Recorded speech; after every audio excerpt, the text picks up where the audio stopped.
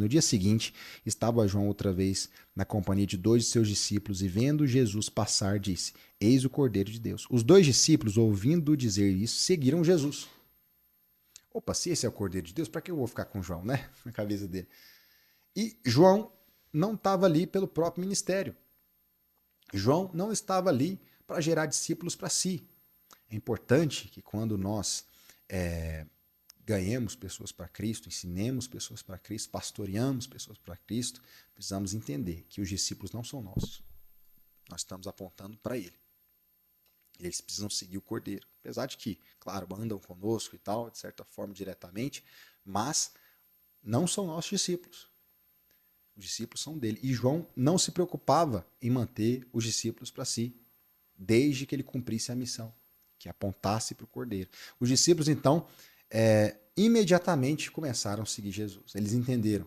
Aqueles discípulos falaram: então, não faz sentido eu ficar aqui com um precursor se eu posso ter aquele que é a luz verdadeira. Olha o versículo 38, continuando aqui. E Jesus, voltando-se e vendo que o seguiam, disse-lhes: o que vocês estão buscando? Né? Que buscais? Disseram-lhe: Rabi, que quer dizer mestre, onde assistes? Ou seja, nós queremos relacionamento. Aonde você mora? Nós queremos morar com você. Aonde você vai? Nós queremos ir com você. Respondeu-lhes: vinde e vede. Jesus respondeu, né? Foram, pois, e viram onde Jesus estava morando e ficaram com ele aquele dia, sendo mais ou menos a hora 10ª. É muito importante, né? Entendermos isso, que quando Jesus chama os 2 discípulos, eles não chamam os discípulos em primeiro lugar para enviar para uma missão, mas para estar com ele, depois os enviar e pregar. Primeiro vem o relacionamento, depois vem a missão. Certo? Então aqueles discípulos, eles entenderam isso. O discípulo ali, ele era muito parecido com um escravo, né? Ele vivia em função do seu mestre.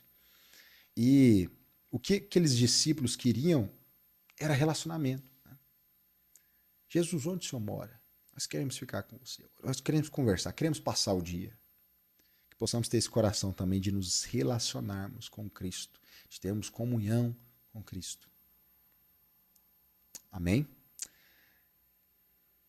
André, vamos falar de André, o evangelista que levou seu irmão Pedro a Cristo, né? Versículo 40 e 41 diz assim: Era André, o irmão de Simão Pedro, um dos 2 que tinham ouvido o testemunho de Jesus e seguido, o testemunho de João e seguido Jesus. Ele achou primeiro o seu próprio irmão Simão, a quem disse: achamos o Messias, que quer dizer o Cristo. Olha só. Toda vez que nos prontificamos de todo o nosso coração, nos prontificarmos a relacionar com Jesus, a consequência imediata é que nós vamos testemunhar de Jesus.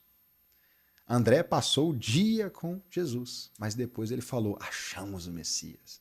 Ou seja, ele testemunhou do Cristo. Você não vê muito André sendo mencionado nos evangelhos. Você vê Pedro, esse cara aqui que ele está chamando, que é o irmão dele. Mas você não vê André. Mas aqui André fez um golaço, né? Vamos dizer assim. Ele foi testemunhar para o seu irmão Pedro, dizendo: achamos o Cristo, achamos o Messias. Então, toda vez, à medida que nos relacionamos com Jesus, precisamos entender também que existe uma missão.